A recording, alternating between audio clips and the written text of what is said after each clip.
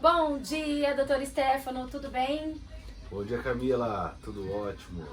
E hoje, novamente participando aqui com a gente, a Lara Oliveira. Bom dia, doutora Lara, tudo bem? Bom dia, Camila, tô bem, e você? Tudo ótimo.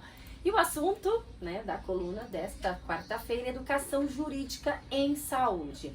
Bom, doutor Stefano e doutora Lara vão falar um pouquinho sobre a importância da educação jurídica contínua para profissionais da saúde e advogados que atuam nesse setor, incluindo atualizações sobre legislação e jurisprudência relevantes, doutor Stefano. Isso mesmo, Camila. Hoje nós vamos trazer aí em pauta um pouco da educação jurídica que precisa ter nos estabelecimentos de saúde. E não só para os advogados, mas também para o pessoal do departamento pessoal, para a equipe ali que está no dia a dia com os pacientes, para que eles saibam o que eles podem fazer, o que eles têm que obedecer e o que está na lei e o que não está. Porque, como eu sempre falo, no Brasil nós temos muitos direitos e poucos deveres, né? Então, eu acredito que, na verdade, nós temos muitos deveres, mas o pessoal acha que só tem direito, que não tem dever. Então, para isso, a gente viu como interessante trazer aí agora algumas questões de sempre manter a clínica, o estabelecimento, os profissionais da saúde aí sempre atualizados, e qual que é o impacto que isso pode trazer na mitigação dos riscos nas clínicas dos estabelecimentos de saúde. Doutor Stefano, então comenta um pouquinho com a gente como que a educação jurídica contínua pode beneficiar os profissionais da saúde e também os advogados que atuam nessa área, com esse setor, especialmente no que diz respeito a compreender e aplicar as leis e regulamentos relacionados à saúde. Olá, muito interessante, né? Primeiramente, é uma falha que nós temos aí na educação básica, né, do brasileiro, e depois também isso vai se perpetuando nas faculdades, nas universidades. Por quê? A gente não aprende, em regra, como fazer, qual que são os nossos direitos como cidadãos, né? E depois como os profissionais também. Muito vem ao caso aí nós falarmos sobre um profissional da saúde, que ele tem que obedecer, quais são, aonde ele tem que reportar. Por exemplo, um profissional que quer montar uma clínica, ele não tem que só saber que ele precisa de um contador, ele precisa saber as questões da vigilância sanitária, ele precisa se adequar às normas dos fiscais de postura, né, fiscalização de postura, acessibilidade, e também depois ver as resoluções do CRM, do seu conselho de classe ali do CFM. Por exemplo, um profissional, um médico pediatra, se ele monta uma clínica de nutrologia, ele pode montar essa clínica de nutrologia, só que ele não pode se declarar como especialista em nutrologia, porque ele não vai ser especialista. E na hora que ele vai fazer ali a inscrição, ele vai fazer o cadastro junto ao conselho de classe, ele não vai poder, ele vai cometer uma infração ética, porque ele vai estar se declarando ali especialista de uma especialidade que ele não é. Por isso que é muito importante, deveria ser colocado já na educação básica, e depois a cultura de você conhecer seus direitos, né? Porque a própria Constituição fala, né? Ela menciona que ninguém pode alegar ignorância da lei, né? E, consequentemente, a partir do momento que tem uma lei, tem uma resolução, entende-se que a pessoa tem o dever de saber sobre essa lei, sobre essa resolução.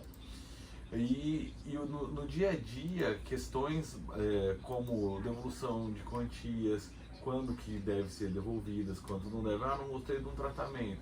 Ah, mas por que você não gostou? eu não gostei porque não ficou do jeito que eu queria, mas foi avisado que poderia ficar dessa forma. Às vezes eles não enxergam como é importante ter um contrato que regule aquela prestação de serviço, né? Porque não é só a questão médica, também tem outras questões importantes, como remarcação de consulta, se a paciente desistir, se ela vai ter reembolso ou não, que ajuda a evitar muitos conflitos com os pacientes que causam bastante dor de cabeça para os profissionais. Com certeza. Sim, é isso mesmo, Lara. E é muito importante porque, vamos supor, você vai lá, reserva todo o centro cirúrgico, num dia você tem que disponibilizar o centro cirúrgico, anestesista, enfermeiros, instrumentadores, e aí chega na hora o paciente desiste. Como que você pode cobrar dele uma taxa por essa desistência? Então, os documentos jurídicos, eles são muito importantes pro deslinde aí de uma boa administração na clínica. Então as pessoas às vezes ficam pensando, vou fechar contrato, fechar paciente, e esquece, na hora que vem uma desmarcação, vem uma bordoada, aí a pessoa perde todo o sentido da profissão, né? Então é sempre importante você deixar bem claro e saber dos seus direitos para você poder passar para o teu paciente, passar para a tua equipe ali de atendimento o que pode ser feito e o que não pode. E algo que muitos profissionais não sabem, que a maioria dos conselhos de classe tem órgãos consultivos, né? Então, eu estou imaginando tal situação e eu não sei se aplica a alguma vedação do meu código de ética ou alguma resolução da minha classe. Aí você pode questionar lá, mandar uma mensagem para o órgão e ele te dá uma resposta. Então você tem esse respaldo. E hoje com a internet facilita muito mais o acesso a esse tipo de informação. Mas lembrando sempre de procurar as informações em sites oficiais dos conselhos. Com certeza. Agora, doutora Stefano, qual que é a importância, então, de manter-se sempre atualizado, né, sobre a legislação e jurisprudência relevantes para os profissionais da saúde e os advogados, né, que lidam com questões legais neste campo específico? E como isso pode influenciar também diretamente suas práticas e decisões? Isso é muito importante porque é o seguinte, por mais que seja regulamentado a medicina, existe a lei, existem os conselhos de classe. Eu vou falar aqui de medicina, mas as outras, porque eu vou trazer um exemplo de medicina, de reprodução humana assistida. É muito importante esse médico ou advogado que atua na área estar sempre bem informado. Porque o Conselho Federal de Medicina, ele veda, por exemplo, a redução embrionária. Uma pessoa, ela tá ali, ela fez um FIV, uma fertilização in vitro, e vamos supor que colocou 2 embriões. Esses 2 embriões viraram 5. Isso acontece. Ele pode fazer a redução embrionária. Redução embrionária não é a mesma coisa que aborto, tá?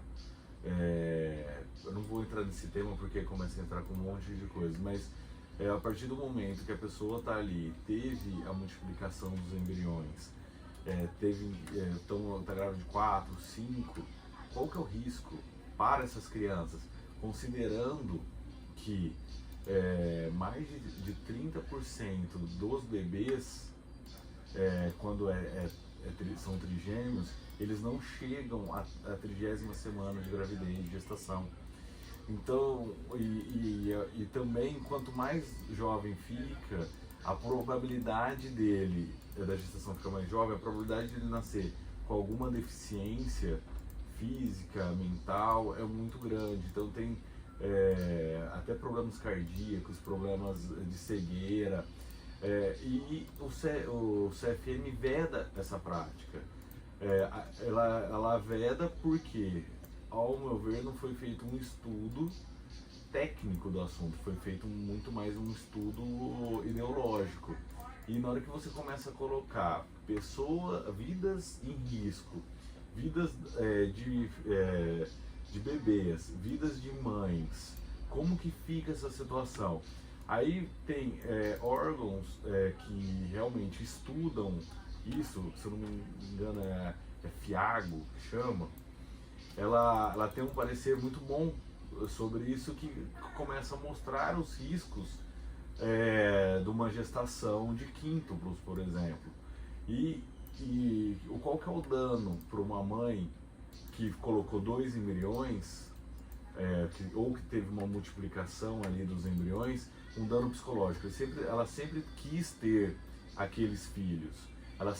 O sonho foi de gerar as crianças. E naquele momento ela vê que ela tem tudo e ao mesmo tempo ela não vai ter nada. Porque se der uma complicação, ela não vai poder ter, e o risco de vida é muito grande. Aí vem o CFM e coloca uma resolução contrária. Aí vem o STF e fala que o médico que realiza o procedimento de redução, ele está amparado pela legislação porque pode colocar em risco. E como que fica o posicionamento desse médico? Eu fiz toda essa introdução para falar isso. Como que fica o posicionamento desse médico? Ele vai fazer o procedimento? Ele não vai? Ele precisa de uma ordem judicial para ele fazer, uma vez que o conselho de classe dele não faz? Como que ele faria essa ordem judicial? É a paciente que tem que pedir? É o médico que tem que pedir? Tem que ser através de um processo civil, através de um processo criminal? O criminal que eu falo através de um habeas corpus ou de uma vara judicial para realizar o procedimento. Então, assim, se o profissional da saúde ele não se mantém informado, eu estou falando de coisas que foram promulgadas em 1 ano. Então, se o profissional da saúde não está antenado, se o advogado que trabalha para ele não está antenado, como que fica essa situação? Por isso que a educação jurídica nos estabelecimentos de saúde são muito importantes. A gente precisa começar a estimular esses debates. É interessante também ressaltar que, em que pese a boa intenção do legislador de prever o maior número possível de hipóteses e situações e regular vínculos jurídicos, ele não consegue abranger todas as possibilidades, as infinitas possibilidades que venham a acontecer. Então acaba sobrando pro judiciário interpretar aquela lei e fazer uma aplicação. No caso que envolve questões médicas e da saúde, o Supremo Tribunal Federal precisa ouvir profissionais da saúde para eles formarem um convencimento, porque nós, advogados, a gente não tem conhecimento na área da saúde. Então, somente após esses experts na área explicarem as situações, né? Por isso que demoram muitos anos para vir algum julgamento do STF. Por exemplo, o STF foi quem autorizou o aborto de fetos anencéfalos. E assim, teve inclusive situações em que uma médica questionou: eu preciso fazer o aborto de um feto anencéfalo da paciente, está comprovado que ele, né, sofre da falta da massa cerebral, mas quais documentos eu preciso anexar ao prontuário? Eu preciso de uma autorização judicial? Eu preciso tomar alguma providência? E aí a gente foi, consultou e não, ela não precisa pedir autorização judicial. O próprio órgão de classe editou uma resolução que fala quais documentos precisam ser anexados juntos. Então, assim, são muitos detalhes que vão acontecendo que acabam pegando o profissional de surpresa, né? E que a gente precisa da ajuda da jurisprudência, do STF, para conseguir direcionar esse profissional para que ele tome uma atitude correta. Bom, Stefano, esse acho que já é algum dos desafios para nós, né, que atuamos como advogados. E quais são os desafios comuns que os profissionais da saúde e nós, advogados, temos com a aplicação da legislação, jurisprudência, nesses casos que são relacionados à saúde? E como que a educação jurídica contínua poderia ajudar a gente a enfrentar esses desafios? Ô Lara, eu vejo o seguinte: os próprios pacientes, eles não sabem dos seus deveres.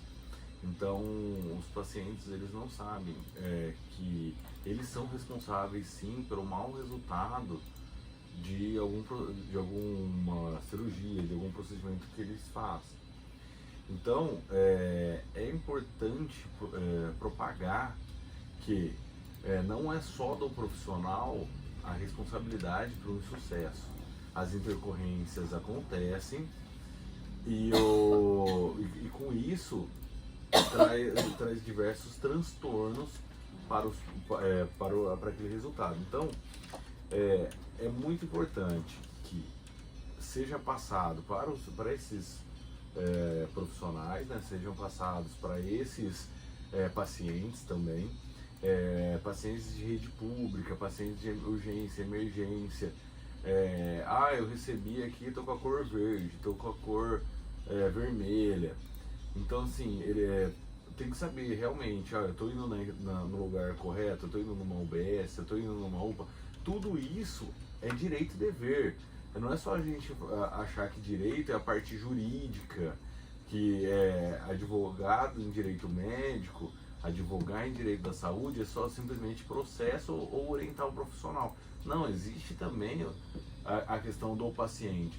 O trabalho que a gente precisa começar a fazer para conscientizar esse paciente, de procurar o local adequado, de não ir num profissional ali numa UPA só para pegar atestado. Qual que é o impacto social que isso vai ocasionar?